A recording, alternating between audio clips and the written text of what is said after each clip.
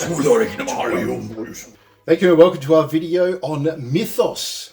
Mythos by Warcradle Studios. And we're going to be looking at the rules. We're going to go through the rule book with you and basically explain why the rules are so good, why the game is so good. Why we like it. Ready? Yeah, let's do it.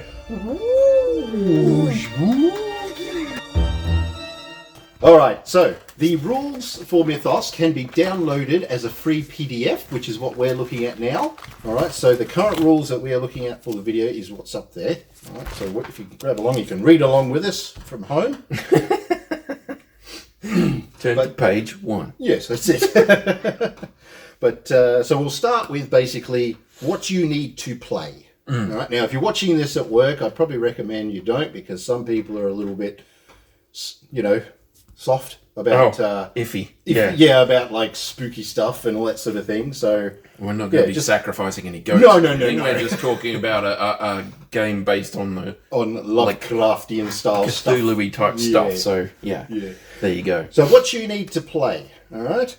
A 3x3 flat playing area. Now Tara and I have played a few games of this, and a 3x3 works out well simply because it's 5 to 7 models aside. Yeah, you know, and you do need to sort of cover at least a third of that playing area with terrain. Yeah, which was about right. Well, they do mention that you can go bigger or smaller if you want to. If you're experienced with like tabletop games, then maybe you want a bigger area, a smaller area, and some of the scenarios and things say, well, you need to go bigger or smaller. But that seems to work quite well. Yeah, I find that it's good. You also need miniatures, obviously. Okay, so if you go to the Alpha Strike website, you can see that there's faction boxes. All right. Oh yeah. Since they've added Mythos to the Dystopian age, they've now brought on 4 new forces for you. They call them forces. We'll go through. There's a glossary in here, which is really good. We're going to go through that with you. But that adds another 4 factions from like the Wild West Exodus thing, because it's all now under the Dystopian I thought there was age. more than before. Yeah. I'm looking at it, I'm going, I'm sure there was less than that before. Because there was only about 8 or whatever. That was the original 8 that came from, I knew what the company was called that they got the license from. Paranoid Miniatures. Oh, okay. Okay, we're talking about Kickstarters a lot. They launched this as a Kickstarter, and then Warcradle Studios sort of came along, and they grabbed like IPs that sort of fit what they want to do, and then they integrate everything. Dystopian thing. That's right. So they've added it to the Wild West Exodus side of things. They've launched the Dystopian Wars. They've got all the other things, but it's all, this Mythos is part of that, but it's still a separate game. But they have introduced those 4 other factions from the Wild West Exodus, and they do fit, you know, like the Union Secret Service and the Infernal Investigations, things like that. The Nautilus, which are like Crown mercenaries and things like that. The Nautilus, so you know, the really fast submarine. They got that crew. Yeah. So yeah, it's good. It fits the flavor, and yeah, they work really well with it. So I really like what Warcradle Studios has done by revitalizing the game. It's been really good. Yeah. And it looks like they did a good job on the rules. Yeah, that's overview thing too. So you also need a handful of 6-sided dice. I found that like 3, if you have like 3 or 4, that's usually enough. And most of the time you're rolling only 2 or 3. Yeah, you don't usually roll more than 2. No. Or 3. 3 is the max. 3 is, I think, basically. Is the max. But I don't think you can get more than 4, can you? No, because they have like a starter box. Not a starter box. It's like a Gubbins thing. Gubbins, like they call the it. Wild West does. Yeah, that's right. So they'll have the rules, and they'll have templates and your counters and some D6 dice. They give you 4 in there from memory. It was pretty good. A tape measure, because you do move with inches on this. So a little tape measure, anything you want. There's little cheapy ones that you can get for a couple of bucks from around the place, or you can get whatever's fancy. But as long as it's reliable and it's got inches on there, that's what you need. All right. And also objective markers that are based on the size of the bases that they use in the game. We'll get to that later. That's more the scenario thing. They do give you some of those in the Gubbins box. They give you little cardboard counters that are for that. So if you go and buy that Gubbins, but all of the counters, all of that things, you can get them as PDFs to print out and do whatever you want with them. So I did with that, and I put them in the little coin case things, the clear coin cases. Yeah. So you've done that with a lot of your it works really well. It works well. Yeah. So that's what you need. That's the basics. So, your box armies are like, I think I've got them for around $50 or something. Do the faction armies come with the cards in there? No. No, they don't. No. Okay. So your cards, again, are online because it's easier to do that. And if they update them, which they have, because this is the second edition, there's some changes in there. You just reprint them out. Or a lot of people are actually just using like their tablets and just... You just have them it's all digital, so you could. Thing and just flick through them. I like having stuff printed out. I think you do too. I like having a physical copy of it. Just what you're used to, and then you know you've always got it. You can put it in your miniatures carry case and keep it handy. Got tokens and things that relate to that miniature, then you can just put them on the card usually, and it's easier than having them floating around on the table. You put them on the card for that mini, and you go, oh, okay, so this has got that, and this I'm activating this one. All of these things apply to that one. That's in there. Yeah, it works for me. So that's it. So in the rulebook, starting on page 2, they have a Glossery of Terms, which is really good because if you're getting used to a game and they have a Glossary of Terms in there, it helps you sort of get a feel for how the games are going to play. I've seen quite a few new ones that are doing this sort of thing. Correct. To just have like a overview setup thing. Terms and conditions and stuff at the beginning. Yeah, and examples and things like that, which is it's good. Yeah, they've given a lot of thought. So we'll just go through each of these so to give you an idea. The first one is activation. So they use an alternating activation mechanism. Okay, so you play turns, you have one person activates one of their models, next person activates theirs, back and forth, back and forth. So it's not like some of the games where you activate everything and you slaughter your opponent, they've got nothing left. Yeah.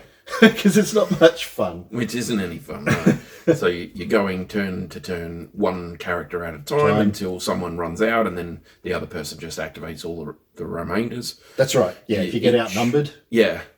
It's all good. Everyone gets a go. So it's good or bad, depending on whether you're the receiving end or not, I suppose. Yeah. So you've got to activate your character. Yes. And everything that you're going to do with that character happens, and then it goes to the other person's turn. That's right. We'll get to that in a second as well, the definitions of everything. Active character. So the active character is the character who is currently taking their activation. Now, that may seem like common sense, but it's good to put it in there simply because you can trigger other events which can cause other models on your side or on the opposing side to do things, and then they may have to roll dice and blah, blah, blah. But the active character is always the active character. It doesn't matter how many others are doing things. Because also these things will come up in the rules and also on the cards. So if it says on an ability of one of your cards, the active character does this, or if an active character is doing that, then you know what it means. Yeah. So pretty straightforward, but it is worth mentioning. Base contact. Now, obviously, if you're playing miniatures games that have bases which represent vision and distance and whatever else, base sizes come between. Oh, that's the next thing. Sorry, base contact. So bases need to be touching. Yeah. For you. If there's part of your base touching something else, then you are in base contact. In base contact. Yeah. That's pretty straightforward. And base sizes, which I jump to there, they start from 1 to 5. Now you'll find that the average human is on a base 1, so it just gets bigger and scarier from there. Yeah. And they do. And there's some cool stuff you can do with that. That's too, right. So objectives may also, as we mentioned before, they'll have base sizes. Yeah, they all have base sizes too. Yeah. Now we mentioned characters, that's the next one. A character is a model or single miniature used in the game. Okay, so they're mounted on a base from size 1 to 5. To know which one is on the character card, which we'll get to. Anything is considered a character. So a human, a monster, anything that has a base is considered a character, and rules all referring to characters will refer to that. Yeah. Okay, so that's pretty simple. It does use a critical system for dice rolls, so you can do some really amazing stuff or really crash hard. There's a critical success and there's a critical failure. You've got both systems there. So basically, a critical success is when you roll your dice, if you get at least 2 6s on there, that's considered a critical success. Okay, a critical success will always trigger the Mythos effect of an attack if it has one, and we'll get to that as well. If the score is still less than required to succeed, because there'll be target numbers that you need to reach, but if you fail that, it's still considered a success by 1 point above what you require, which is still nice. So you still get something out of it. Critical failure, however, is quite brutal. Yeah, quite brutal. But, it's probably worth noting that has to be a natural double 6. So you can't adjust the dice to make it a 6. No. And if you're rolling attack and defenders roll against each other, and if you both critical succeed, then the attacker wins by 1. So that's worth pointing out as well, because that could happen. It always seems to be the advantage to the attacker with some of the things. Most of them, sometimes. Yeah, the attacker has a lot more advantage than a defender. But a critical failure, so should a player roll natural ones on all the dice? All the dice. So it can be a bit hard. If you're rolling extra dice, you'd have to be very unlucky to get all ones, but yes, they do. It's basically, it's considered a critical failure, and of an action always considered to have failed and have a score of 0, regardless of the actual score required, and basically whatever success your opponent rolled. So if it's a combat thing, it's really bad. It's you roll really bad. Nothing. And that's how much defense you've protected against. And you'll see why that's important in a little while, but it's a big deal. Trust me. Failures are brutal, especially one that counts as a 0. It's not good. Not good at all. No, that's right. So next one, engaged. A model in base-to-base contact with one or more enemy models is considered to be engaged. Now that's important because there are some actions that you could normally do that change how you do them or completely deny you the opportunity to do them at all if you are considered engaged. Or if your target is engaged, or if something is engaged with something else within a certain distance of you. There's a lot of stuff that says if engaged or as long as you're unengaged. So that's important to know. Yeah, that's right. The word force. So that's your collection of models. So if all the characters controlled by a particular player all put together on the table, that is your force. Okay. For the game, they recommend 100 points. If you buy a box set, there's 100 points worth of models in there. That is a complete force of that group, those group of characters. That's another good thing about the game. Because you pick just what get you that want, box. buy that box, that's it. You don't have to do anything else. Yeah. The graveyard. Now, that's been mentioned in a few other games. Basically, it's a place outside of your play area, your 3x3, just to keep that area nice and neat. Anything that gets removed or killed, destroyed, whatever the objective taken off or whatever, you just off to one side. It's off the table. And there may be some things that reference the graveyard, but generally it's the area of play outside that you just put your stuff. The initial target. So when a model makes an attack against another character, an initial target must be declared. So the initial target is the chosen character that the attack is intended to be resolved against. This can be important when cover comes into it, and there is templates in this, and we'll talk about those later, but the initial target becomes quite important with that particular I'm fairly sure I saw some abilities, I don't know if they'll still be there, but that were, like, you could change the initial target, or you could change the target of an attack. So knowing what the initial target is important. You have to declare who you're shooting at, or declare who you're hitting, or whatever, in case someone can make you change it. That's it, Now, leaders. Every force will have a leader. All right, and you'll only get one leader. Okay, once your leader's gone, that's it. A leader will typically have the leader ability, so that'll be on their stat card, and it gains them an additional action point when they activate. Which is good. It is very good, and you'll find that a lot of the leaders will have abilities to share with their other characters in their force. So having those extra activations is quite good. You'll find them very, very useful. Leaders are quite robust as well. You can use them for a lot of purposes. They're like a catch-all. They're probably like the queen on chess. They can do a lot. Do a lot, make a lot of difference, but you're not gonna be like completely destroyed just because they died. No, you're gonna have a hard time because it won't be as easy anymore. But it's not you lose your leader, you lose sort of thing. Yeah, You know, that's which right. some games do end up They being. do, yeah. It can be bad. Right, line of sight. This is pretty important for a miniatures game. Line of sight is required by models when carrying out some actions. But for the majority of cases, if the model can't see it, the model can't target it. All right, so models do have a 360-degree line of sight in this. So it's round bases, you can see, you can do anything. Generally, for charging, you need to be able to see your target. Yeah. So line of sight for that purpose is quite good. Yeah. Now, models have they have their base, but they also have like a vertical cylinder that matches as well. So an imagined line of sight cylinder that like a volume that they take the volume that they take up. That's right. So it's basically the size of your base that you're on as a vertical.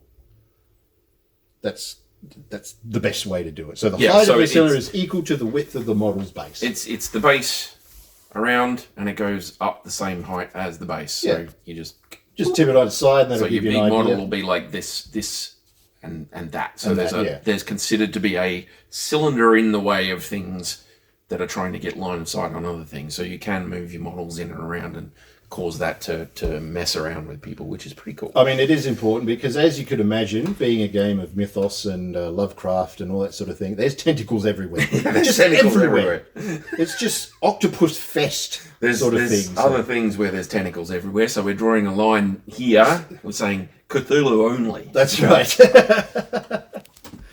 Now, measuring. And this is one of the good things that I like about this game. So it's done in inches, which is pretty straightforward. Most games use that. It's a good sort of size to measure as you go. It's easy to see. Like line of sight, distance and elevations are measured from the assumed cylinder of one model to another. You may measure how far weapons can shoot, how far your opponent's weapons can shoot, the distance of terrain pieces, all that sort of thing. You can pre-measure anything at any time. You can measure anything you want, anytime you feel like. So if you're not sure if you're going to be able to get this guy around there, you can measure it. If you're not sure if he can shoot you, if you stand here, you can measure it. Yeah. So it's okay to pre-measure, and I love that. Yeah, it is. I mean, from game mechanics, it's really, really good. I understand there's some other games where maybe artillery and things like that, you want to sort of guess, and it adds a bit of flavour. I know there's some other games that we've played, but it adds pain, is what it adds. It can. Yeah, I much prefer like being able to pre-measure, talking to your opponent, saying is it in or out. Like most cases, if you can't decide, you just roll off. It's not an issue. Path of least resistance. So bases of characters cannot overlap, but on occasion it may be impossible to place a character without just doing that. Okay, to resolve this, models affected may be moved outside of their activation, but only by the minimum amount necessary to prevent bases from overlapping. So you do the bare minimum to make sure if someone's getting pushed or moved or whatever it is, that you're moving the least amount of stuff to make it happen. Yeah. So there are things that will let you just blink someone from here to here. And it's not a thing that you're allowed to mess around with, and you end up in the middle of a group and you go, oh crap. Yep. So the minimum number of units that you have to move out of the way in order to make your base fit. That's all you're allowed. That's what you do. You can't go, you're 6 inches that way. Yeah. No. Yeah. So, there are some games I've seen where it's like, if you can't move it there, then you just keep going. You just keep moving it further out. So a model that's only going to move this far ends up moving like this far because you've got all these units in the way, and the rules say just to keep. Your Wrath of Kings guys, where they're all bunched up so they heal properly. You'd be able to go, I'm going to go there. That's it. For a half-inch move, I get all the way over here. Yeah. Well, this makes sense. It works. Placing and replacing characters. This one's important, actually. Occasionally, characters are replaced or placed in a new location as a result of a rule or other interaction. So you're essentially picking them up and just putting them down. Most of the time, that will mean that there's no retributive strikes for trying to get away, things like that. It's like a teleport or a blink, or you go through something or whatever. Yeah, so it actually says there placing or replacing a character is not considered movement. Yeah. And there is a disengaging strike thing that they have in the rules that we'll get to, but this does not trigger it because it's not considered movement. Yeah, and that can be particularly dangerous because if you can just blip to somewhere else, if you're trying to hide someone who really need to keep out of combat and suddenly Yeah. Yeah. Get used to it. There's a bit of that. There's portals and all sorts of stuff going on. So when you're moving them, you move them as, like, when you're placing them, you put them over there and you do whatever you got to do. But when you're replacing something, it's basically you're taking this model and you're putting it where that model was, and you're putting this model where that model was. So you're going center of base to center of base. Correct. And you're swapping them over. And if this guy moves here and he's got a bigger base than that guy had, then you have to push everybody out. And that's right. That's the path of least resistance stuff. Yeah. I mean, there's a few instances where a model's going to be replaced with something far more horrible and grotesque and whatever, which of course we love it, but there it is. We've talked about the play area, but they have brought it on here again. Generally, 36 inches by 36 inches of space, so 3 foot square works well. And like you said, experienced players can move around and change it or whatever and things like that. But when we go through the scenarios, we'll talk about them and just sort of see what's best. But if you choose a smaller area, you have to know that if a part of a miniatures base is placed outside of the play area, it's assumed to have left the scenario and is considered destroyed. Yeah. So feel free to squeeze it all in, but know that rules as written, you are not supposed to go off the play area. No. So up to you. That's right. So just be careful if you can get pushed around and stuff. That's bad too. Re-rolling dice. Now this is pretty important. So some rules give you the ability to re-roll dice. This either applies to one or all the dice that you have. You only get one re-roll, and whatever you roll, that's the new roll. Okay, that's it. If it's worse, then too bad. You took that risk, there it is. But it's nice to know that you can actually get some re-rolls in the game, because there's sometimes there's a few abilities. I think there's specific people that have abilities that let them re-roll stuff. Yeah, but it's worth also knowing that you can't re-roll a single die more than once. Correct. So, it has to be the dice that's rolled. There are some that can replace a dice, but that one's not the rolled dice. So you roll all your dice, and then if you have the option to replace one, like the Odani, they have the dice pool. You have to wait until after. So you roll everything and you say right. And if the new roll is worse or it's still not what you want, but you have a dice that's suitable and you swap it over, you can't. I remember that now. They had like a fortune favours the brave or something. The fortune telling thing. Yeah, the fates. And they get a number of dice that they roll at the beginning or something, and you can replace them in and out. Oh, that's cool. Yeah, it is. It's very cool. But you have to remember, it's only dice that you've rolled, not ones that you've replaced. Right? Okay, fair enough. Yep. Rounding up, which is always nasty, because most of the time it's usually bad. It's usually bad when things you have to. It'll give you one more instead of one less. Yeah, well, yeah. So when a game requires you to use half of a value, always round up to the nearest whole number. Right? Always round up. Right. Scenario. A scenario is a specific set of rules for deployment, narrative, and objectives which determines the parameters of the game to be played. Now, you can randomly generate scenario to play. You can do it in a sequence. You can make a campaign. You can do whatever you want. You can make up your own. That's right. Yeah. There are 5 scenarios in the rulebook that they give you. Was there 5 or 6? I'm sure there was 6. There's 6, even better. Oh yeah, there you go. We've played number 1 to death, so we're probably going to play like play the other 2 to 6, but we'll see how we go. Yeah. But yeah, so there's plenty there, and we'll go through them and we'll have a chat about them, like we said. Yeah. But that's it. So we'll get to them at some point. Tests. Now there's. I like this. So 13 is the number of the dark ancients. 13 are the baleful stars in the sky that will mark their return. That sort of thing. Fancy effects. Flames. No. Okay. So players will be required to make tests for their character throughout the game. All right. You roll 2d6 and you add the result to the appropriate stat on their character card. To pass the test, you need 13 or more. Simple. That's it. You know, it's all like old gods, weird Halloween-y stuff, nasties. So you need a 13. That just makes sense. Yep. I like that. So all attacks are opposed tests. So they're not a test, they're an opposed test. So you don't need a specific number, you just have to beat your opponent. The new number to beat is what they roll, essentially. So you just have to get higher than them. So you don't Yeah. have to have a 13 to win. Now, traits. So these are important keywords and associate those traits with the character. Examples would include the character's faction, which is not the force, the faction, maybe their gender, the base size, whether they're a leader, you know, what type they, just everything. You know, it might be important, it might not. It might trigger from some characters, maybe from not from others. But yeah, the traits. Tables and things you have to roll on, and some of them are for different, like people with different traits. So you'll have to roll on a different table depending on what trait words you have, what keywords you have. So they are important, but they don't always do a lot. They're just important to have. Yeah. Once you've played a couple of games or whatever, if you pick one force and you just play a couple of games with them, they'll get to know it. Yeah, they're really easy. So within. So the word within. So if a rule refers to a model being within a certain distance to a point in the play area, then a part of that model's base must be within the given distance. You don't have to be all, it just has to be touching, touching, as long as it's on there. Yeah. Really important again for like template weapons or effects that have an area effect order, all things like that. All right. But it's just, it's important to know that a model just has to be touching to be considered within.